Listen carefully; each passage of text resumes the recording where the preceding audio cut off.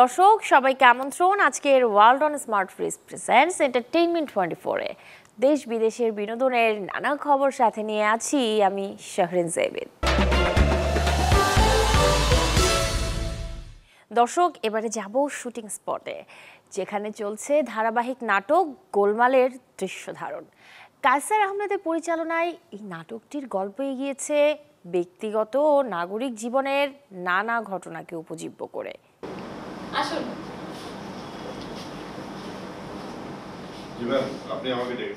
বরিশাল, নোয়াখালী আর ঢাকার 3 পরিবারের মানুষদের সুখ দুঃখ, হাসি কান্না, সাথে প্রেম ও সম্পর্কের টানাপোড়েনের গল্পে নির্মিত ধারাবাহিক নাটক গোলমাল।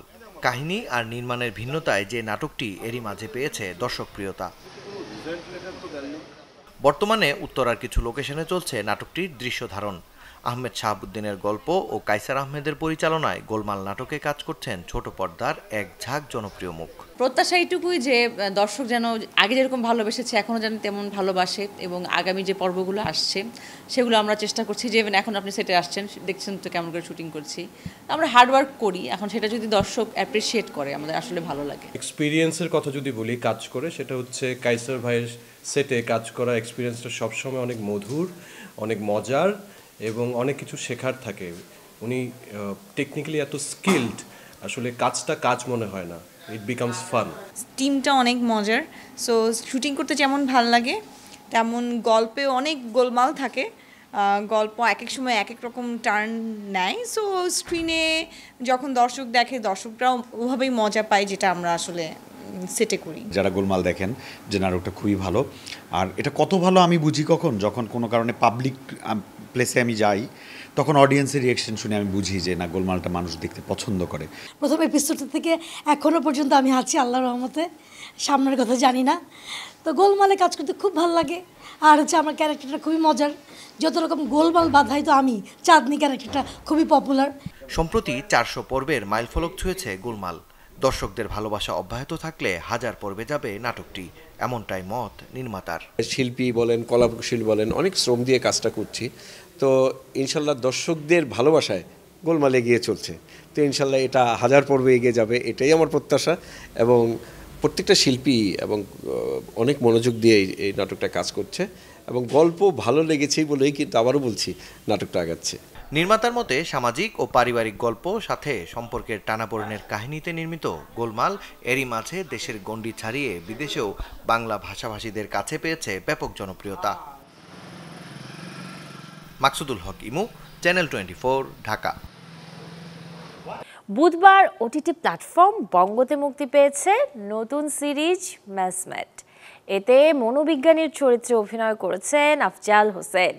মুক্তির আগে মঙ্গলবার অনুষ্ঠিত হয়েছে এই সিরিজটির বিশেষ প্রদর্শনী, যেখানে শিল্পী, নির্মাতা, কলাকুশলীদের পাশাপাশি উপস্থিত ছিলেন শোবিজের অনেকেই। অনলাইনে স্ট্রিমিংয়ের আগে মঙ্গলবার হয়েছে এই সিরিজের এক বিশেষ প্রদর্শনী, যেখানে সিনেমার কুশলী সহ অনেকেই ছিলেন উপস্থিত। এতে মনোবিজ্ঞানীর চরিত্রে অভিনয় করেছেন আফজাল হোসেন, আর গোয়েন্দা কর্মকর্তার চরিত্রে অভিনয় করেছেন মুস্তাফিজ নূর ইমরান। আরও আছেন আবদুল্লাহ আল সেন্টু, জয়রাজ ও মাসুম বাশার। মনস্তাত্ত্বিক গল্পে তৈরি সিরিজ মেসমেট স্পেশাল স্ক্রিনিংয়ে প্রশংসা কুড়িয়েছে বেশ। ভাইয়া ফোন দিল, ভাই তোমার সাথে কি আমি কথা বলতে পারি 2 মিনিট? আমি বললাম জি ভাইয়া বলেন। পরে বললো যে আমি এমন একটা চরিত্র তোমাকে অফার করতে চাচ্ছি, তুমি যদি করতে চাও তাহলে আমি কথা বলবো। পরে বললো ভাইয়া ঠিক আছে বলেন।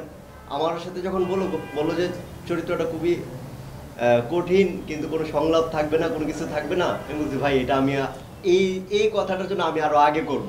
কারণ আমি চ্যালেঞ্জ নিতে পছন্দ করি, যে চরিত্রে কোনো সংলাপ নেই, শুধু এক্সপ্রেশনের উপর থাকতে হবে, আমি সেটা করতে আগ্রহী। নির্মাতা যখন কোনো কিছু নির্মাণ করেন, তার এক্সপেকটেশন যেটা থাকে যে ভালো হোক খারাপ হোক, এটা যেন অধিক সংখ্যক দর্শক দেখে।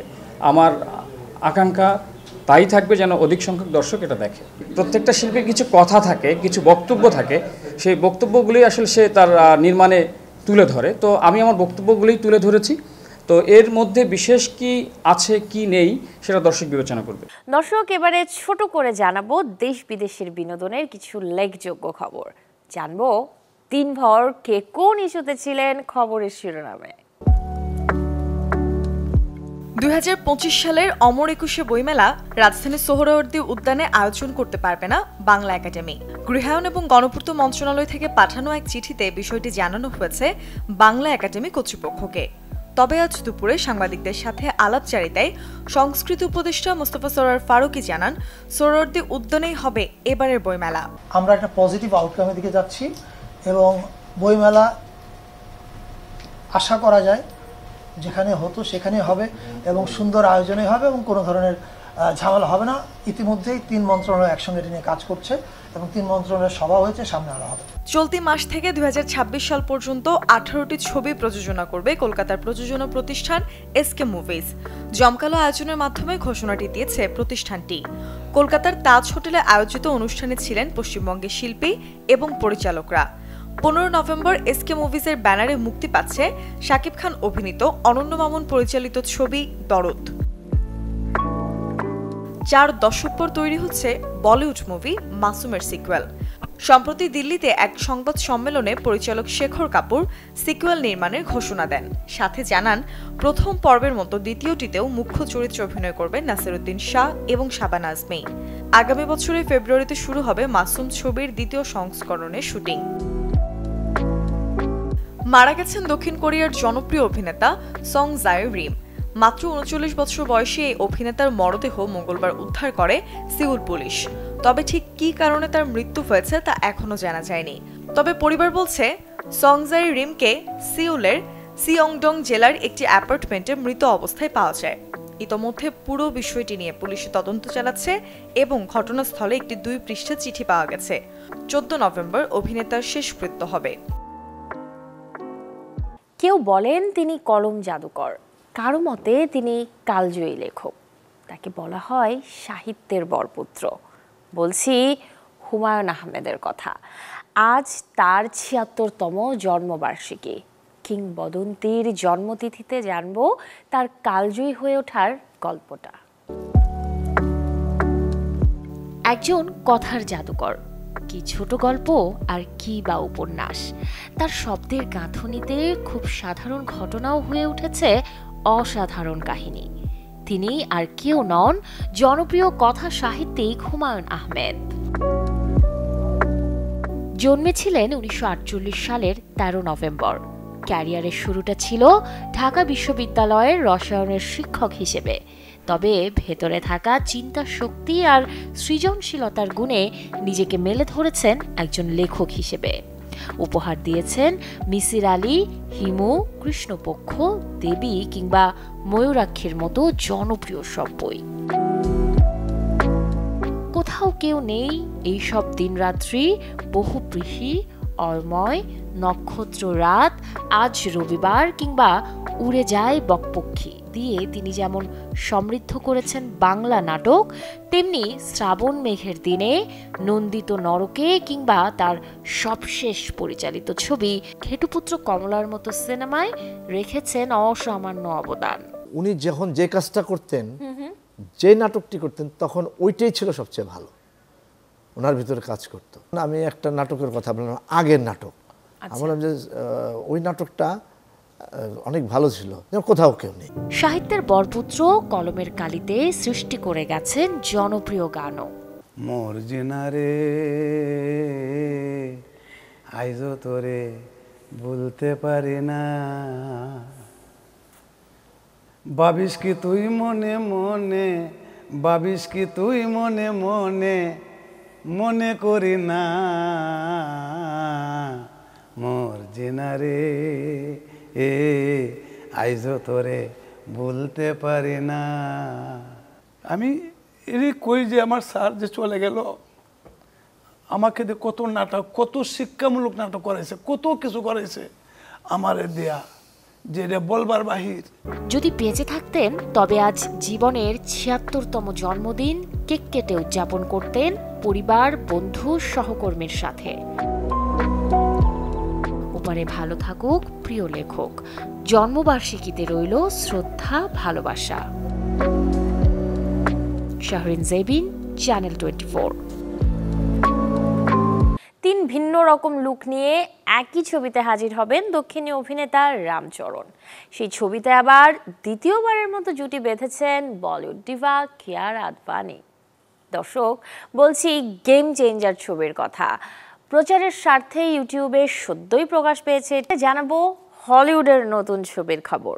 আসছে আমেরিকান অ্যাকশন থ্রিলার ঘরানার সিনেমা ডার্টি এঞ্জেল, যেটি পরিচালনা করেছেন মার্টিন ক্যাম্পবেল। ইভা গ্রিন অভিনীত ডার্টি এঞ্জেল মুভিটি প্রেক্ষাগৃহে মুক্তি পাবে 13 ডিসেম্বর।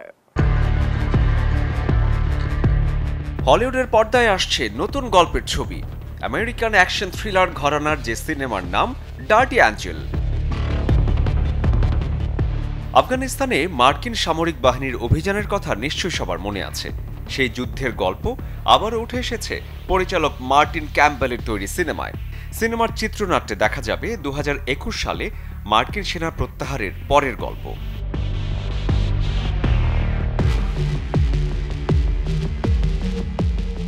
যুদ্ধ সমাপ্তি ঘোষণার পর আইএসআইএস এবং তালেবানদের হাতে থেকে যায় কিছু বন্দী। উদ্ধার করতে হবে সেই সব ছেলে মেয়েদের, আর এই অপারেশনের দায়িত্ব পড়ে মার্কিন নারী কমান্ডো দলের ওপর। সিনেমাটির শুটিং হয়েছে মরক্কোর সাথে মিলেনিয়াম মিডিয়া এবং নু বোয়ানা ফিল্ম স্টুডিওতে। ইভা গ্রিন সহ রুবি রোজ, মারিয়া বাকালোভার মতো তারকারা ফুটিয়ে তুলেছেন যুদ্ধদিনের গল্প।